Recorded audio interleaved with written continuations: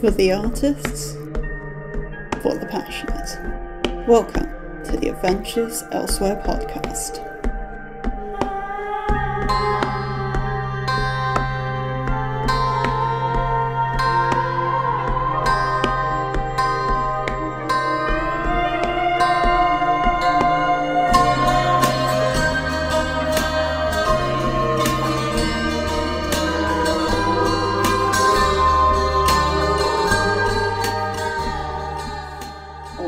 Hello everyone and welcome back to the Adventures Elsewhere podcast. I am your host Jay Black and I'm being quiet because once again I am recording at somewhat of an ungodly hour. And really the reason I'm doing this whole hour is because I am stressed and my brain is whirring and I want to think about happy things. So if you two are just looking for a nice chill place to hang for a little while, maybe find some late night solace with me, you're in the right place.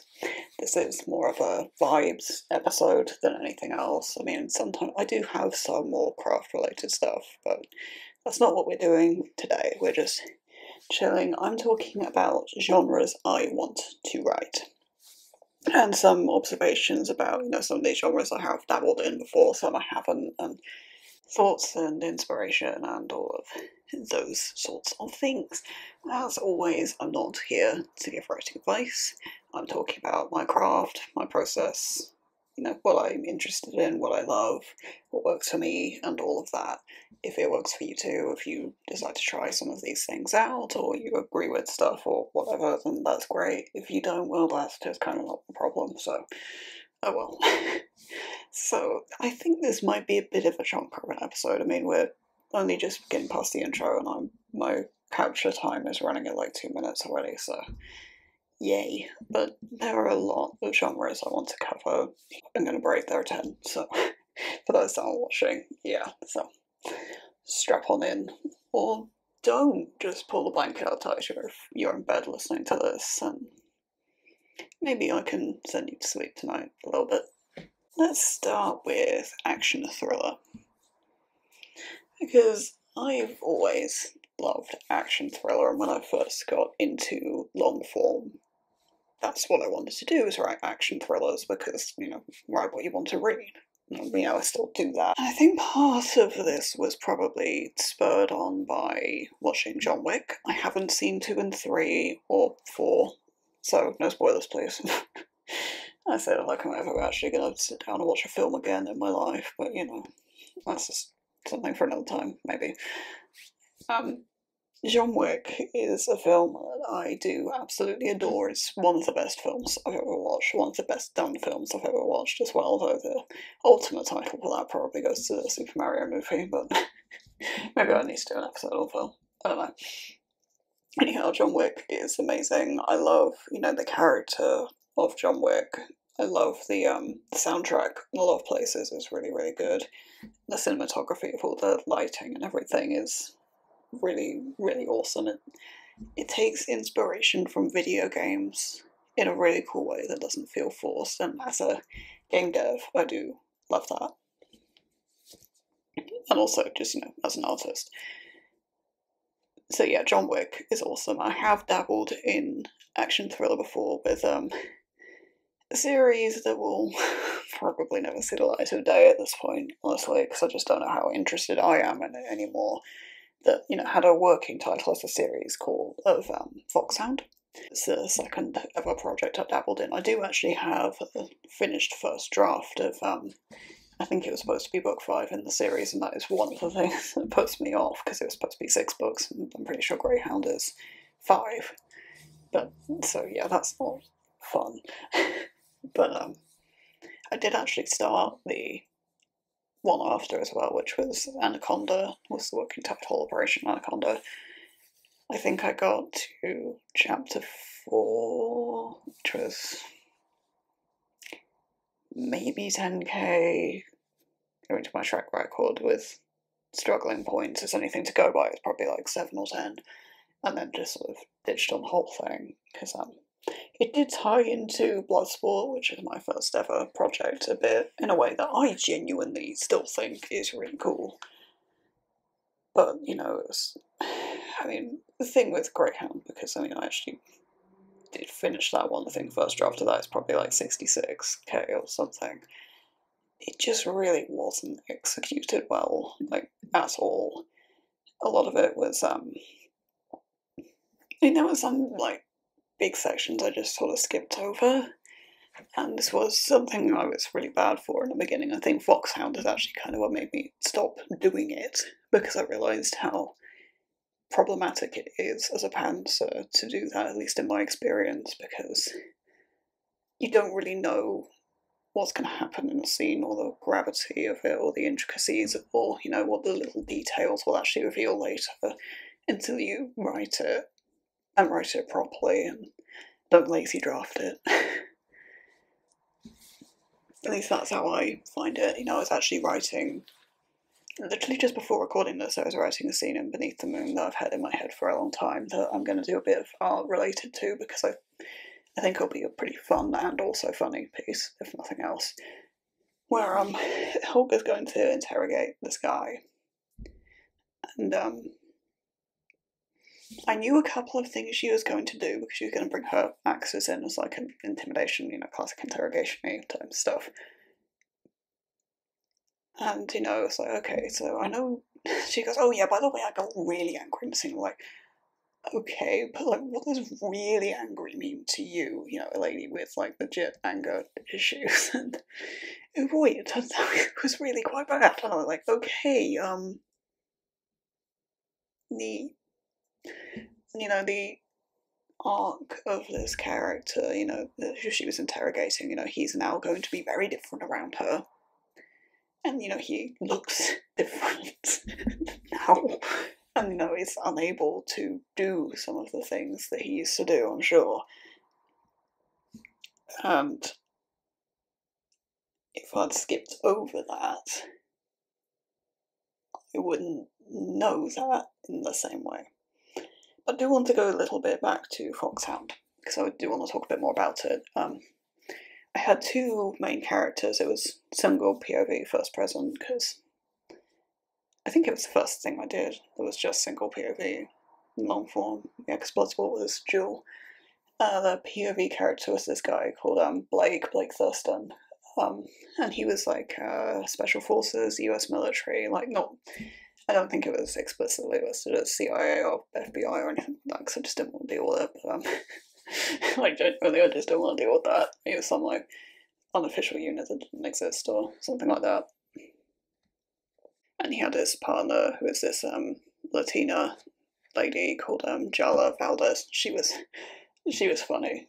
I liked her a lot. Very sassy. She was, I mean, don't get me wrong, this guy was smart, but she was a fucking genius. So I don't know, I loved her, I really did. Reckless, but, you know, they were quite a good duo, and I did wonder if there was sort of a will they won't they thing. I think there was, but, you know, the setting was, like, not modern day, sort of slightly futuristic, but, you know, it was written quite a long time ago, so it would probably be uncomfortable now. That did take a lot of inspiration from Metal Gear Solid. I'm pretty sure I've mentioned Metal Gear Solid before. It's just this game that I love. You know, I haven't played a lot of the Metal Gear stuff, I will be honest. I've played through Sons of Liberty and Snake Eater. Love both of those. Tried to play, is it Guns of the Patriots? The 4 is, yeah, because 5 is Phantom Pain. Haven't played 5. I tried to play 4. I got decent way in. I'm not entirely sure where to. I did see Eva in there. I don't think I got much past, you know, the initial stuff with Eva. Because, I mean, I wasn't into Metal Gear 4. I wasn't, I didn't enjoy it. That's really all I've got with Metal Gear, but I did, Metal Gear 2 and 3 I do love, and I found them really good fun and very inspiring, and there's a lot of inspiration from there. But, I think when it comes to multi-genre, I don't know that I'm all that open about being a multi-genre writer that much, because I mean most of what I write, I mean with the determined ones, it is a compendium of thrillers and thriller subgenres, so that's what I talk about most of the time.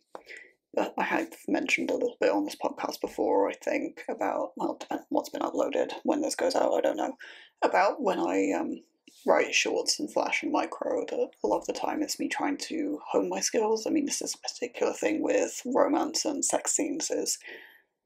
It's a really good example of a time where I just wrote tons and tons of romance shorts to try and get better at it. And that's what I do a lot of the time with shorts. Or I'll just write whatever takes my fucking fantasy. And I think actually, you know what I want to do is dabble with, writing about, ghosts and interactions and things. So I'll write that as a short, because then it doesn't really matter if it sucks. It's not a huge commitment or anything. If I just get bored after 200 words, it just doesn't matter. And that's most of, all of the synoptic genres. I have rarely dabbled in long form. I mean, Foxhound is the exception. There are a couple of others.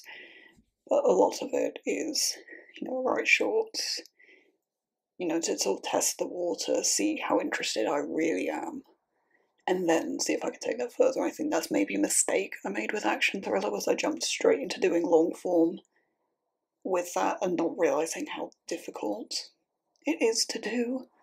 Because, I mean, it's action thriller. Action is really, really hard. I still am not very good at that, I don't think. It's something I often have to work on a lot in edits.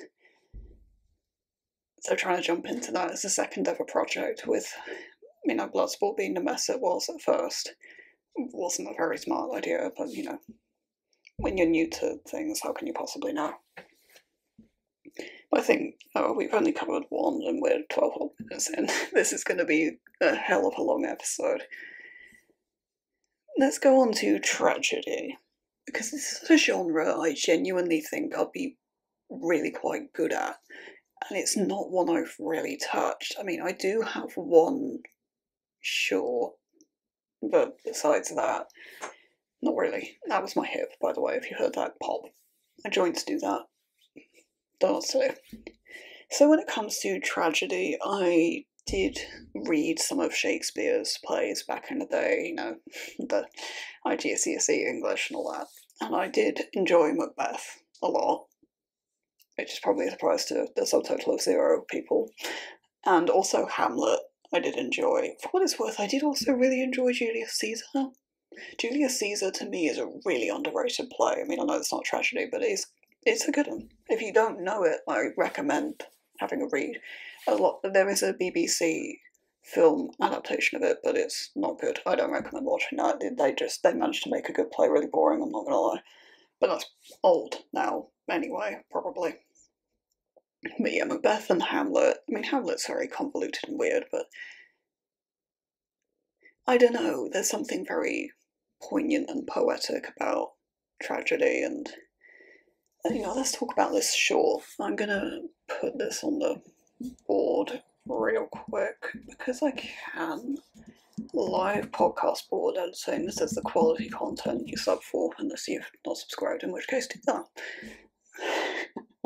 Nearly midnight and I can still plug. What a YouTuber, podcaster person I am. Holy hell. Anyhow, Unlit Soul is this tragedy short I wrote. Well, it's maybe more of a micro. I think it's somewhere between 350 and 420 words or something, so depending on your definition of micro, my class is micro. Personally, I call that flash, but I know that debate can get heated, so we're not going to dwell on that. Unlit Soul was a very mental health focused piece about basically a guy attempting suicide and his friend stepping in, but the stepping in not really doing anything. It is a short I did submit to a subcall that, as of recording this, I've not heard back from. Unless it's gone to my junk folder, because I haven't checked that in a while. I should do that, but I suspect, I mean, if I haven't heard in this long, it's probably just a no. But it is a short I'm very proud of. It's one of the ones where the last line I know I absolutely nailed. The last line is actually dialogue. It's I'll miss your voice. As someone who struggles with talking as much as I do, that's a line that always really hit deep for me. I've mentioned a few times on this podcast, this is a little aside, that I do struggle with talking. In an upcoming episode, probably like an anniversary episode of some kind, I am going to do more about that, I think, because I've mentioned it enough times at this point. But anyhow, I also want to talk about a project that I have concepted but not started. Well, it's one of the, is it 37 I have concepted now? Yeah, I think so. I think that's the number, but anyhow, this is one I'm not going to get to for a while. As in, like, probably 10 years plus at this point, but you know, we'll see. It's life and nonsense and me and scheduling. I mean, this podcast is anything to go by, you know what I'm like. Laith. Laith, for what it is worth, as it is known at the moment. I don't know, I mean, that'll probably change, but who knows. This is a sort of in-world legend or myth. I'm not really sure what the difference is. I'm not going to get into that. It's a romantic tragedy, I guess. It's a story that has, it's one of the things that popped up in the first draft of Black Executioner, actually, under a slightly different name. Like, one of those things I wasn't expecting to pop up. But it was very interesting and it intrigued me basically from the moment it was mentioned, and I do have a short story version of it that's maybe 1.1k, but it's not very accurate and it's not very well executed, and it doesn't actually tell the story properly, do any of it justice, and that is something I want to come back to at some point. That would be set in Imperial times. I don't know whether that would be sort of mid-Imperial or late Imperial and downfall kind of time. I suspect it's, if it involves the people I think it involves, it would have to be late stroke downfall, but well, not necessarily, because I don't know how old Levea is. Let's move on from that, because I think that's probably about all I have to say here. Let's move on to steampunk, because this is always a sort of setting that has really interested me, because I've never been all that into Victorian stuff, to be completely honest, but I do like Gothic architecture and Gothic, a lot of the sort of fashion and colour schemes. Not that I'll be able to see those, you know, and probably not very long. That's something for another time. But also all the like mechanical stuff and gears and all of that. I did have an interest in engineering for quite a long time, and a lot of that stuff and watching how it works. I find that mesmerising in a way. And I do have a shelved project that is, boy, how do I even go about describing this? It's a really weird mix of, bear with me, like a sort of steampunk-ish setting in some places and some characters, mixed with somewhat fantasy, but also like the magic is all an illusion, it doesn't actually exist. And also a religious pilgrimage to a land of gold that has like fallen to ruin, and it's all like, I mean, you can tell it's like massively convoluted and nonsense, and that's one of the reasons I dropped it. Oh, one of the many. It was. I do like the title though, because it was called Oath of Honor. I think that sounds cool. It was one of those projects that's actually inspired by a game I absolutely fucking despise. And this might shock you, but Final Fantasy X. I can't fucking stand it. I really can't. I'm sorry. It's bad. It is. If you want to sub, I get it. I know Final Fantasy is very popular, but I really don't see why. I genuinely, I don't get it. Oath of Honor was kind of, in a way, me taking elements of Final Fantasy X that I did actually kind of like a bit. I'm not being funny. I didn't play. I don't know whether I didn't play enough of the game to get into it. I don't know if that helped, but there were a good solid number of hours put into it. So if that wasn't enough, that's an intrinsic problem.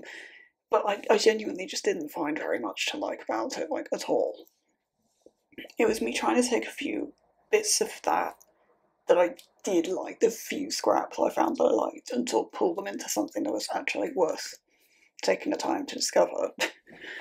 And also the idea of at one point I did want the magic and stuff to be real, and I thought sort of put it on its head a bit that in a lot of games and fantasy and D&D and all of those things really, that you can be a fighter, but the most powerful class is always, the mage, the magic person, and if you're the fighter, you miss out on all this stuff. And I wanted to kind of flip that on its head and have it be that actually the people who just are the fighters are the most powerful, and the mages are held in higher prestige because, ooh, magic, but it's actually kind of shit. I did want to play with that idea at first, and I thought, actually, hang on, one of the magic's just not there. It was kind of an experimental project in the sense that this was written somewhat concurrently with Black Executioner, I think. And it was Franken-drafted.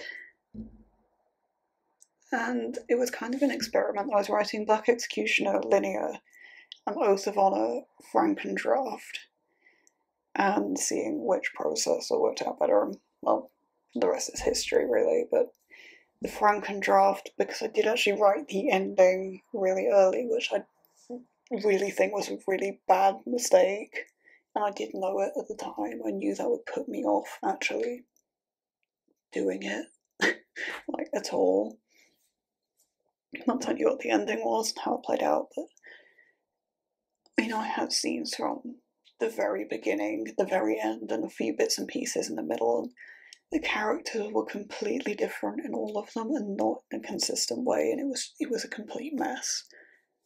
And also there were too many main characters. The pilgrimage party was 6 people. And I'm just not used to constantly writing about 6 people all in the same place at the same time. I don't do that. And the main character was this guy called Lee, L.I., and I just didn't like him. He had anger issues and things like that, in actually kind of a similar way to Helga, looking back, but he was genuinely just kind of an asshole. And, that again was sort of single POV, and that kind of did put me off, that actually he wasn't the character I liked most. The character I liked most was the side character. Can't remember what his name was, it began with an A. I quite liked him, but like everybody else was just completely unlikable. And to an extent that was the point, that actually they were all these sort of self-righteous assholes, and the whole thing was just kind of going to go to pot, and they'd have to deal with that. I mean, it was a quite grim project and really grim ending, but I don't have a problem with there being unlikable main characters and things like that. I mean, Project SunCloud is a really good example of someone like Eric, who is just... Eric is a piece of shit, and I hate him, and I want him to die so bad, and I'm really angry he's not. Nick, kill him. But, and you know, Eric is a really good character, and there's a lot to him.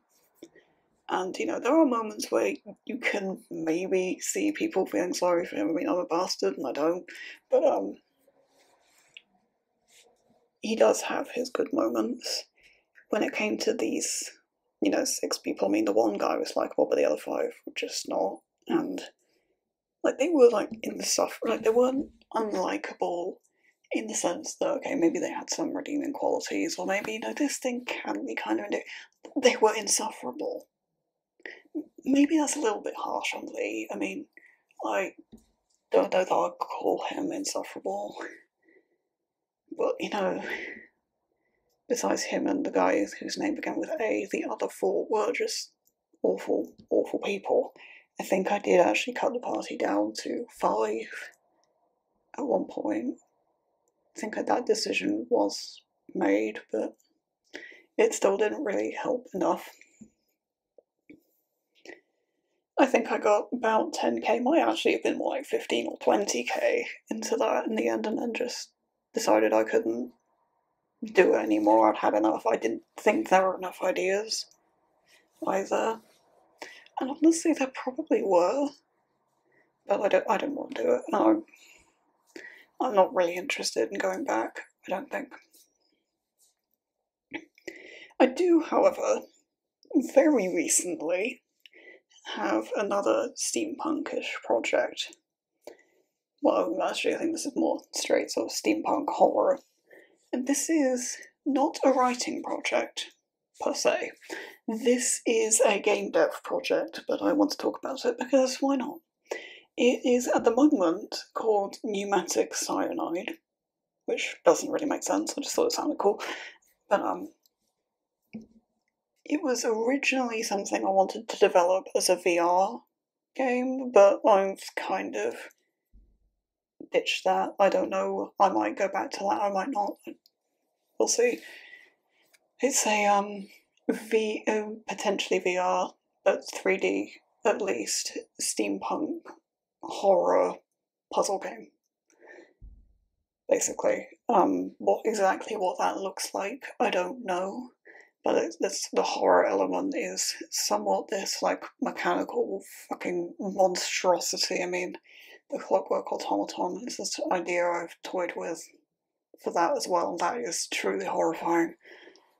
But there's also this other being that sort of chases you around for the second half, latter third.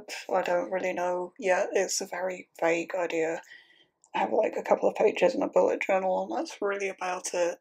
But it's very psych horror in terms of horror. It's not gore, I don't think so at least. A lot of it is psychological and weird, and it's sort of, the puzzle aspect is more of like a really, really big escape room. More of maybe an escape mansion than an escape room type deal. But there's also like some like medical stuff going on there. I mean, I'm not great with needles, so I decided, you know what, let's lean into that and make this a really horrible experience for me too. Yay! Because I'm smart like that. Like, I'm legitimately a smart person, and I thought that was a good idea. What am I like? In any case, I think that's probably about all I've got for steampunk. So let's stay on the top row here. Let's go on to time travel. Because this is something that's so often done badly or for like no reason. Like, there's a lot of time travel stuff. I mean, if I see time travel, I'm generally turned off by it, to be honest, because I just assume that it's not going to be done very well, that there are inconsistencies, which isn't a slight on anybody. It's just that time travel is really fucking confusing, and it's just super, super easy to do that. But I will undoubtedly pick up on it. And it annoys me as much as the next guy, don't get me wrong. Actually, I'm going to put another mention on here.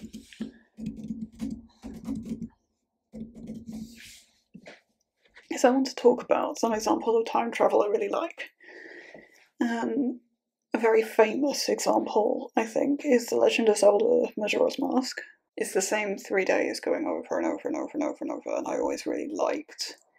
I mean, as a game dev now, it's like actually kind of amazing, but as a game player and game dev and, you know, just enjoyer of stories and things, I really liked how that was done, and all the little nods, even, you know, once you're technically sort of gone to like really the end of the game and thought, no, actually I want to go back, and all of the nods and things are just really, really neat. So I wanted to give a mention to that. I also want to give a mention to Skyward Sword, which is a kind of polarising game in Zelda, but I love it. And it's actually the only Zelda game to have given me nightmares. Because Silent Realms, man, like, no, fuck no. Those things are fucking horrifying, and whoever came up with the idea of those needs, I really hope they got a raise. Like, they are horrifying. I'm pretty sure I still have nightmares about those things, man, like, no. But anyhow, getting away from those horrific fucking things, what I really like in Skyward Sword is the time stones in the Lanayru region, and how it goes back in time but within a very clearly visible radius, and how all that works. I always thought, I mean, again, looking at that as a game dev, it's kind of wow, but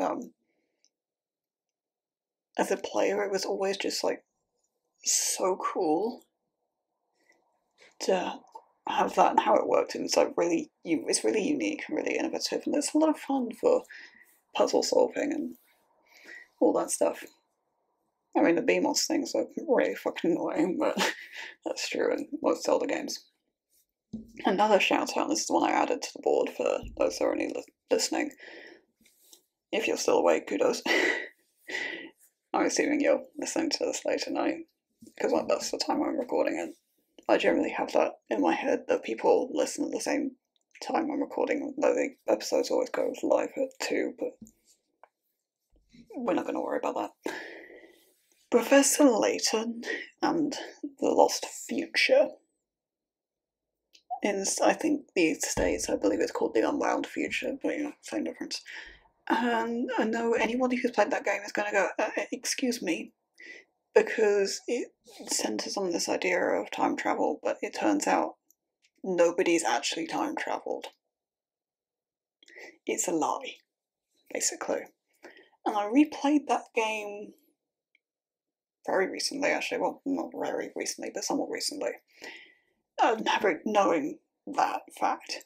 And I was sort of analysing bits and details based on already knowing that. And the way it's sort of done, so that, I mean, you could figure it out sooner, and there are, like, what it does psychologically to Layton, it's really, really interesting, and it's really well done. And this isn't a game that's, I think, is rated at 7, but it's done so well, because it's really quite dark, some of that stuff. I mean, it might be a 12, but I'm pretty sure it's a 7. But me, as a writer, if I was tackling stuff like that, it would push the rating up. So the way that they've done it while keeping it, I'm impressed. I admire that. I really, really do. This is something I really admire about MG and Kidlit in general, is that a lot of it does tackle really quite difficult and or dark subjects, but they handle them appropriately with the proper care and everything, but keep it appropriate, and I really do admire that. I think it's a real skill. Getting back to the time travel and what I would want to write, though, I don't know if I want to do any of these. As a game dev, I think the idea of doing something Skyward Sword-ish would be cool. I think if I, as a game dev, that's what I'd pick. But as a writer, I would not pick that. I think that would be difficult to write and somewhat unsatisfying. I think I'll go for something somewhat more traditionally time travel, maybe a bit more Ocarina of Time travel, where, you know, you put the Master Sword in the pedestal and you sort of jump backwards and forwards sort of hard stop. The Majora's Mask idea, I think, is very cool, but my brain would explode.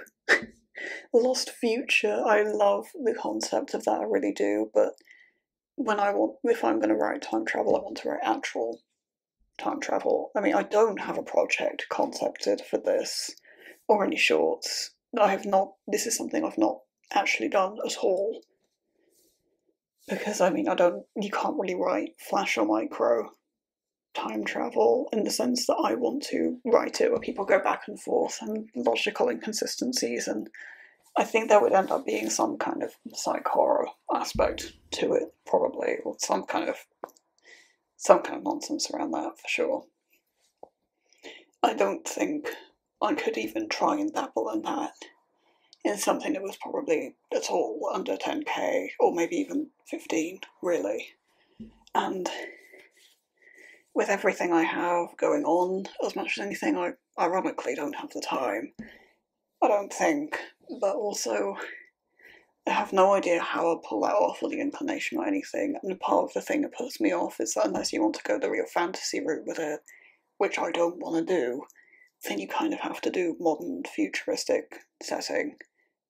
And I don't want to do that either because it doesn't really interest me, but we'll see. I think if I did write time travel, it would probably end up being a sort of time travel noir, which I think could be quite cool.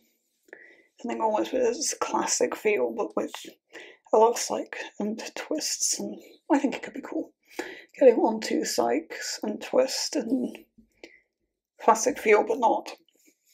Let's talk about supernatural horror, because I do like the idea of playing with the supernatural, and to an extent I have done that with the canon lore of the Determined Ones and all that, although calling it supernatural is kind of the antithesis of the point, but I don't want to spoil anything from particularly Snakebite and Miss Nakagami, so we're gonna let that go for a second. With supernatural horror, the whole belief is with souls and spirits. I mean, I do have a lot of beliefs around that. I'm not going to get into it. I mean, those are still developing as much as anything. We had a pretty big breakthrough the other day, I think. But the idea of something that isn't my belief, per se, and having, you know, ghosts and things, and ghosts that can interact with the world, and sometimes be detectable and sometimes not, and some kind of, you know, supernatural beings and things that Dreamwalker Never Fall Asleep did really, really well with the what was it called? It wasn't a Dream Eater, it wasn't Dreamcatcher. Oh, it was The Nightmare is what it was called, although I think that might be translationese because I'm pretty sure the game's Polish, but never mind. But it did that really, really well in the sense that there was a supernatural aspect to that game, but it was really, really subtle. It was very interesting how they did that, and I think I want to do something quite like that in the future. I do have a project that is a supernatural horror though, which doesn't have her title besides the main character's name, Laura. I think I'm not sure I even got 2k into this one before I put it away. And again, I don't know if it's one I'll ever go back to. But it's about this young lady who I think was like 27, because 27 Club or something, I don't know whether she died or not, who, she was like 27, worked in a bank or something, and somehow fell into the revolts or something similar to that. The end of revolts is somewhere I've actually been, by the way. They do tours and ghost tours, what I did, for what it's worth. I do recommend it. I mean, it was a long time ago I did it, thinking about it now, actually, but it didn't break the bank, and it was a good fun experience. I do recommend it if you are ever in Edinburgh. Or it was sort of loosely based on the Edinburgh Vaults, it wasn't like the actual thing. I mean, especially having been there, it was not really that similar, but it was the setting was that kind of concept of like these people living underground in these vaults that really aren't meant to be lived in, and it was supposed to be that this Laura, who is alive in the present day, met her sort of previous incarnation who lived in Victorian-ish times. Well, would have just been Victorian, so like 150 years prior, who had the same name, looked exactly like her, and sort of met her soul, I think. I mean, it's not entirely clear, and that's kind of the point. And they could talk and interact with each other, and there was kind of a time travel aspect to it, because they inhabited the same physical space but straddled. Well, they both sort of straddled both time periods at the same time but saw different things. And the main plot was about Laura, the modern day Laura, trying to escape the vault because it's not the kind of place you want to hang around. And like, she had places to be and a job and shit that she probably would have lost, but you know, never mind. And there was going to be this big escape sequence at the end, and like I said, I only got like 1.5k in before I decided I didn't want to do it anymore for whatever reason. It's a project I might go back to, this one, because I think it would be good fun. I think it would be a novella and not a novel, or, I mean, I don't know, I think it might just be something about 30k in length. I can see it being quite short, but I don't know. Let's keep on the horror topic for a minute. Let's go on to psychological horror, because I did touch on this earlier. This is a genre that I do really like, increasingly, as I've been exposed more to it. I think, again, it's a genre I would be good at. A really good psychological horror puzzle game. Available on Switch and PC, I think. I don't know, don't quote me on that. It is an 18, and it is genuinely really quite dark, as in I had to put the game down and come back to it because it bothered me. 9 Clues 2, The Ward. It is set in a 1950s mental asylum. So really that kind of tells you everything you need to know. And yes, I did play it late at night with like the lights off and shit, and no, that wasn't smart, and don't do that. But it is a good game if you like psych horror. I do recommend it. And with psych horror, I do have 2 different projects planned and concepted for this. I think both of them will happen somewhat quickly. So I've got one that's a writing project and one that's a game project. So the writing project is called The Assistant, and there is going to be a big sort of political thriller thread to it, as you can probably tell somewhat from the name. But it is also a psych horror because the main character, I don't want to reveal the name. It's about the character who's he's clearly mentally ill in some way. I mean, he's not okay, this guy. And he sort of had some amount of descent already into bad places, and something deeply traumatic to him has happened. And it's about, you know, it's been 3 years since that event. It's kind of about how far he's slipped since then, and how far he's continuing to slip, and like the whole narrative around it. And everything just kind of consume him. And I think it's going to be really quite horrifying to write that, from first person. It's going to be a trip.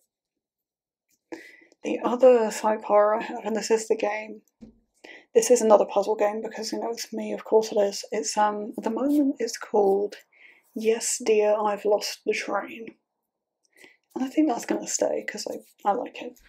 It's a sort of psych horror noir kind of aesthetic type deal. I'm not sure on the setting, it's either 1950s or 1920s, I don't really know. But it's about this woman as the main character, and she's boarding this train to go home after doing a bit of travel for her job. And it's about, there are some weird customers on this train. It's full of artists, for a start. And if you know me or any other artist, you know how fucking weird we all are, but there are also, other weird things going on, and there's, again, the sort of descent into something really quite dark. This is something I don't really know much or really any of the story of quite yet, because I'm not allowed to concept it quite yet. This is something I'm thinking about doing as a solo dev project, because it's something I can definitely do that way. So it's something that you might want to keep an eye out for. Okay, so let's keep the common thread of horror, because I want to talk about sci-fi horror a bit. This is another one of mine. I've not dabbled in this at all, but it's something that I think it was never really on my radar until I came across the Metroid series. I'm going to preface this by saying I don't really play Metroid because I am dreadful at it, but I have watched a lot of people play Metroid, a lot of different Metroid games, and I think the monster designs in Metroid are really, really cool, and I think a lot of the gameplay and set pieces and the Metroid soundtracks are bomb. They are so good. So that's kind of inspired me to take that on, because then that's another thing I feel like I'd be pretty good at. It's something like a sci-fi horror in a Metroid-y kind of a way, with lots of fire and escape sequences and poison and atmospheres, and I think I could pull that off pretty well. It would probably be really grim, but I think it'd be fun as well. I don't have anything concepted for that for what it's worth.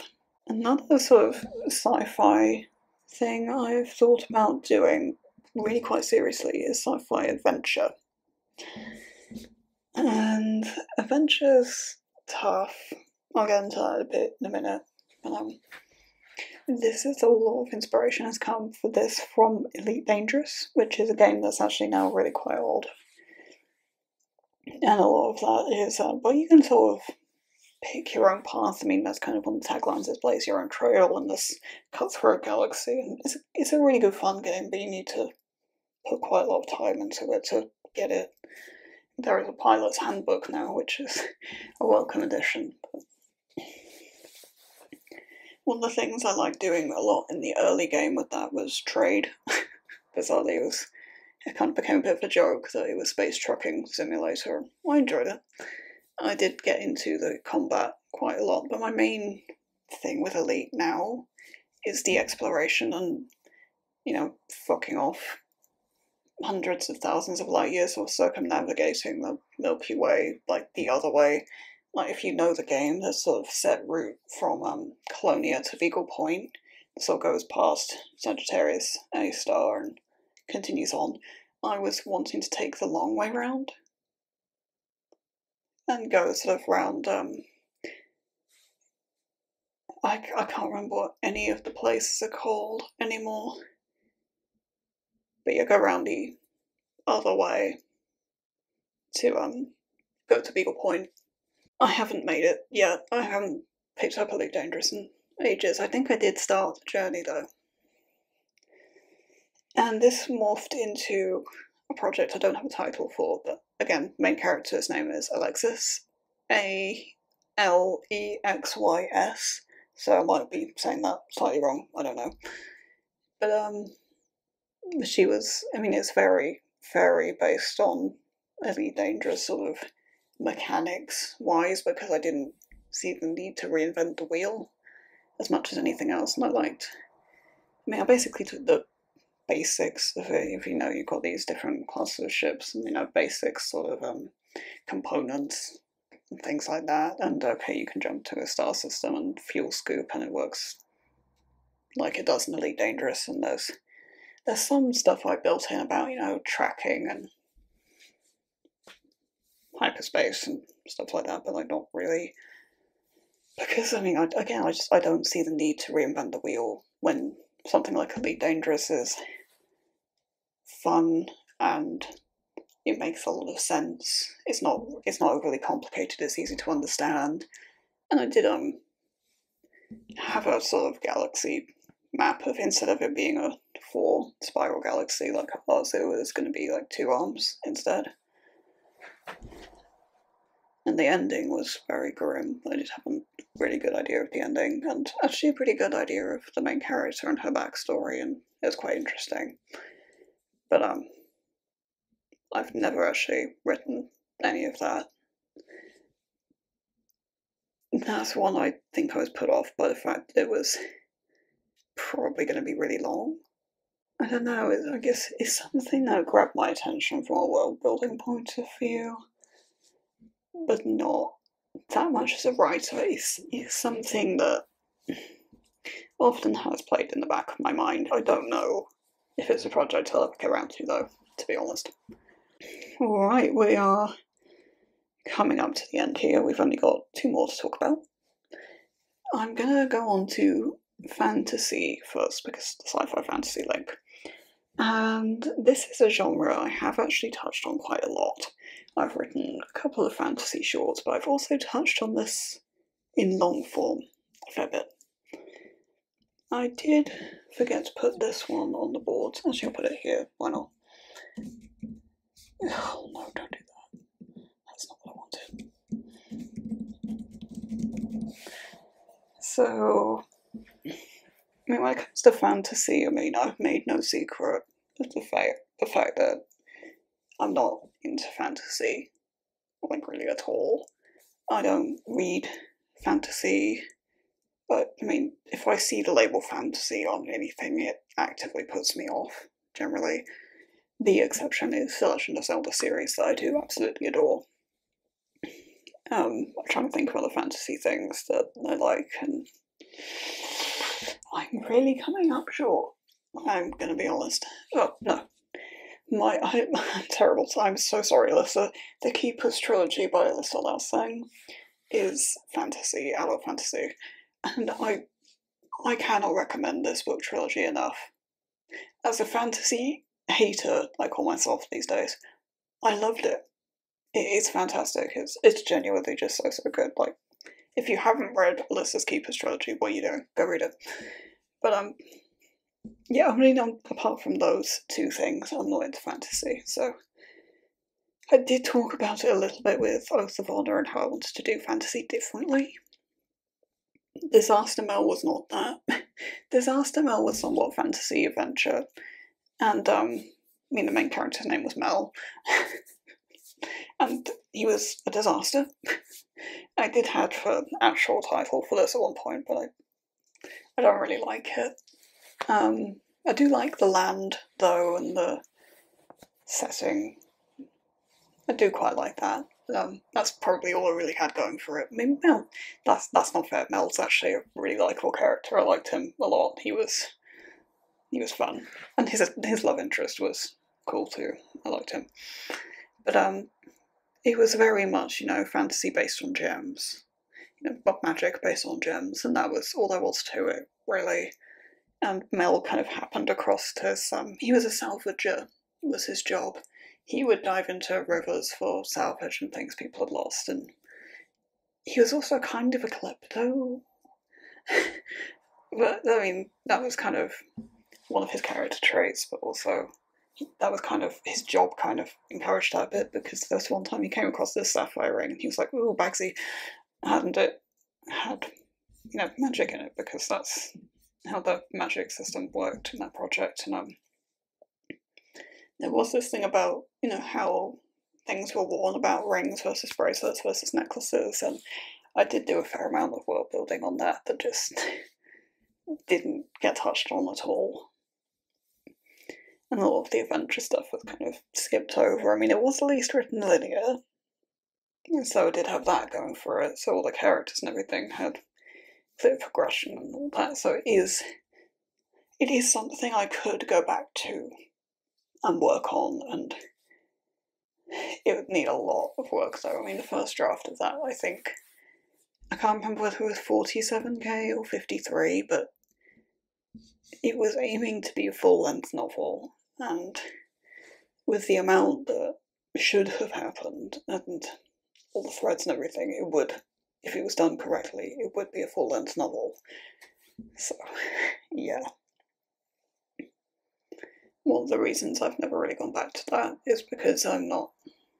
There are some really cool moments in that where he faces off with the antagonist in a hotel room, Dragomir, his name was, and he throws his luggage off a balcony and almost gets his soul trapped in a prison and stuff like that. And that was a genuinely cool moment, and the man can run, so that's kind of what saved his ass, is the fact that he got some legs. But the final climax was disappointing. I mean, I think the ending was cool. Nice sort of chill, extended end sequence, but I thought it was nice. It was quite neat that was a thing. There were some good moments, but a lot of it was not great. I mean, Mel was one of those people that was really smart, but not wise. He demonstrated the difference between intelligence and wisdom really, really well, in the sense that he was trying to pretend to be somebody else, but he didn't know what the guy's name was, so he turned to his doorman and was like, "Well, where's my name on the list? I can't see it." And social engineering and stuff like that, he was really, really good. But he also set fire to a house while he was inside it, and still needed to be in it and find something, so yeah. In his defense, he was 15 or 16 or something, so we'll let him off the hook a bit, but yeah. The fantasy project that I'm actually genuinely interested in though is at the moment called Candidate 66, and that might stay. This is something I genuinely might go back to. Where do I begin with this? I mean, there is again sort of adventure aspect to it, but not in the same way. So the main character, this was actually written in third person, by the way, for what it's worth, because I felt that might suit fantasy better. I don't know. Anyhow, the main character was this, how old was he? I think he was 18. This sort of kid who called, Ling. And, he was mute, he didn't speak. He had this really hard life, and he came into this, really sort of secluded, kind of, if you know Ordon from Twilight Princess, it was kind of like that, but a little bit bigger. And he just kind of turned up one day, and no one's really sure where he came from. I mean, people have a pretty good idea, but they don't really know. And they don't know his story or anything about him, he just kind of turns up. And, he can't swim, but he always wanted to learn how to swim, and he's got really, really bad mental health because of backstory stuff, and he decided he was going to teach himself how to swim, and it went about as well as you'd expect. But while he was underwater, he found this artifact, a sort of very pretty orb thing that turned him into a merman when he touches water. And yes, I did go to the lore of if he's wearing trousers, they rip. That's kind of in that. There was more, those sort of magical artifacts were in that, and a lot of it was sort of passive. There wasn't really active magic use, really. And there might have been an element of that with some of the characters, but not with Ling. And not the majority of it. The majority of it was passive. And there was always a sort of a flip side to it.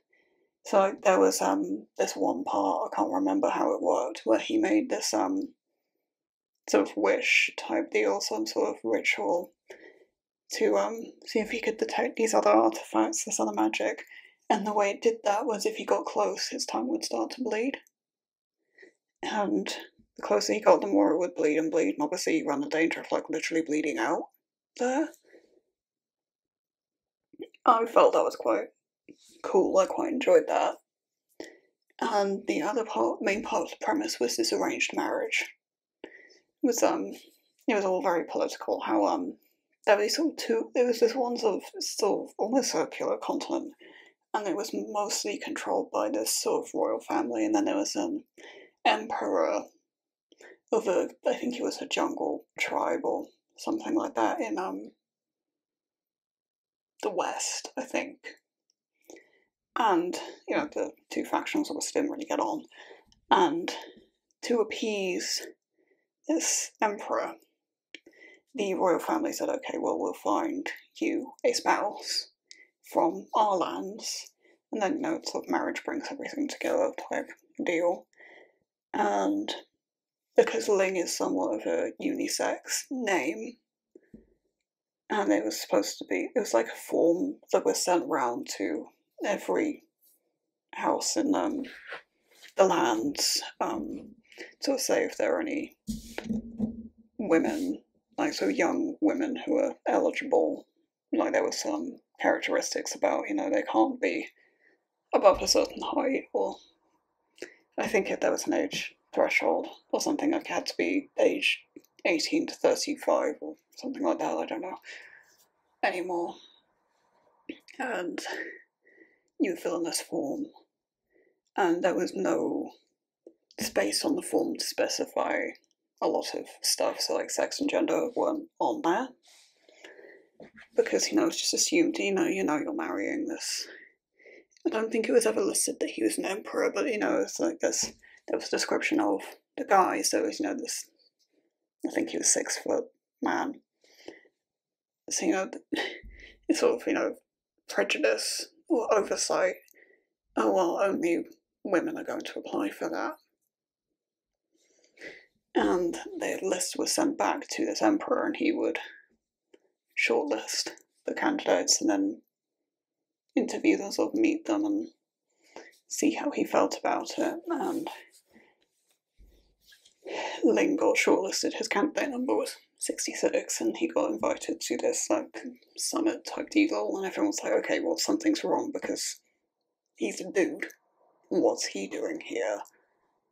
And this emperor guy, it's probably pretty obvious at this point he's gay, and he picked Ling because I think Ling did put some kind of subtle hint on the form somehow, or maybe the emperor had heard of him. I don't know quite how that worked, but there was a sort of arranged marriage deal there, but it wasn't just an arranged marriage. There was also a genuine romantic element to it. It wasn't like love at first sight or anything like that, but it's a project I am still interested in. I did start drafting this, and I want to say I got 5 to 8k in.